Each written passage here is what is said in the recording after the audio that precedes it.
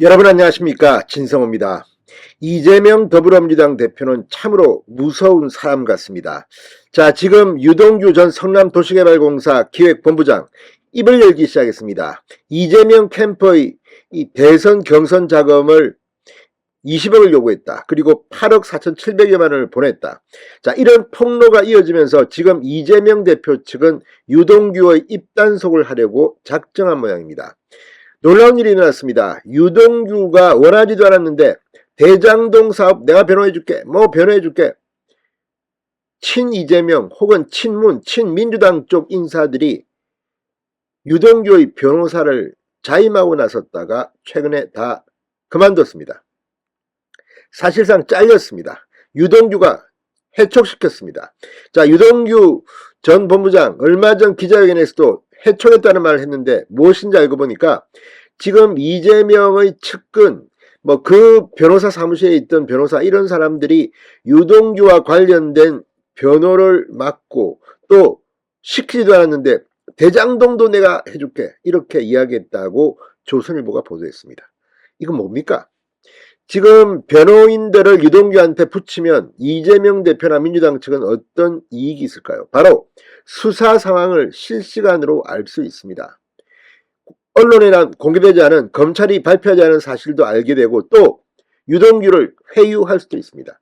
지금 민주당은 유동규가 입을 열자 검찰이 유동규를 회유했다 이렇게 주장하고 있습니다. 그러나 그 반대의 일이 벌어지고 있습니다. 이재명 혹은 민주당 측 인사들이 그 변호사들이 유동규의 입을 막으려고 한 게 아니냐는 의혹입니다.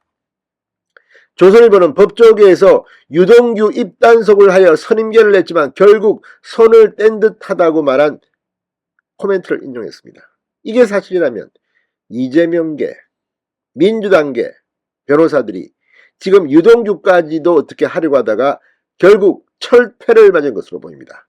참으로 법조계에서 이 하는 걸 보면 이재명 대표는 이 대법원에서 무죄 판결 받는 것도 그렇고 정말 법꾸라지의 전형이 아니냐, 그리고 돈을 뒤로 얼마나 섰느냐는 의혹, 20억 플러스 알파의 의혹, 이런 것들이 왜 제기됐는가 다시 한번 반문하게 됩니다. 진성호의 융단 폭격 시작합니다. 더불어민주당을 융단 폭격합니다. 방송에 앞서 아직 진성호 방송에 구독자가 아니신 분은 붉은색 구독 버튼 눌러주십시오. 더 좋은 방송으로 보답하겠습니다.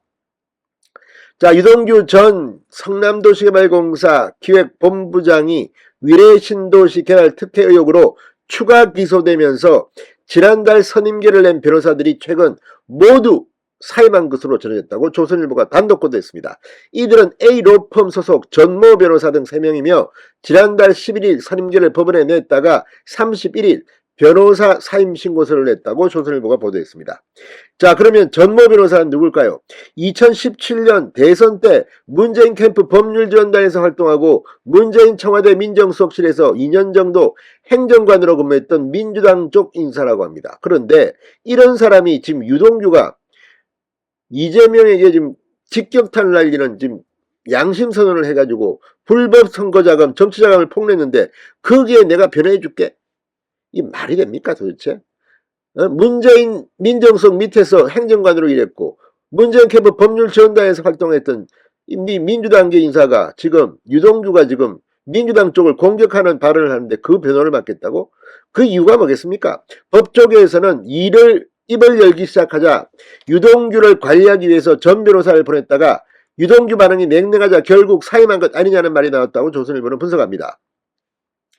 유동규는 지난 9월 26일 위례사업과 관련해 추가 기소됐고 지난달 20일 구속기간 만료로 석방됐습니다. 그리고 위례사업을 수사 중인 서울중앙지검이 이 과정에서 유동규가 불법 대선 자금을 폭로한 것으로 언론은 보도하고 있습니다. 그렇다면 자, 지금 위례신도시 이거까지도 수사하니까 입이 열린 겁니다.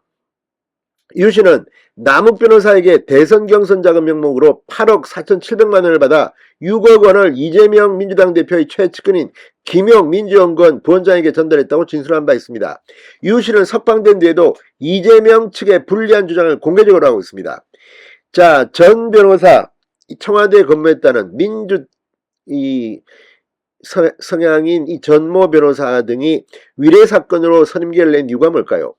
자, 한 법조인은 조선일보에 이재명 대표 측근들의 혐의에 대해 유동규 씨가 검찰 수사에 협조하기 직후 선임계를 냈다. 뭐 이렇게 추정했습니다. 그러면서 특히 전 변호사 등은 당초 위례 사건을 맡기로 했는데 지난달 14일과 17일, 18일 등 세 차례에 걸쳐 유동규 씨에게 수사가 진행 중인 대장동 사건 등에 대한 변호도 맡게 해달라고 했던 것으로 전해졌다고 조선일보는 보도합니다. 이게 뭘까요?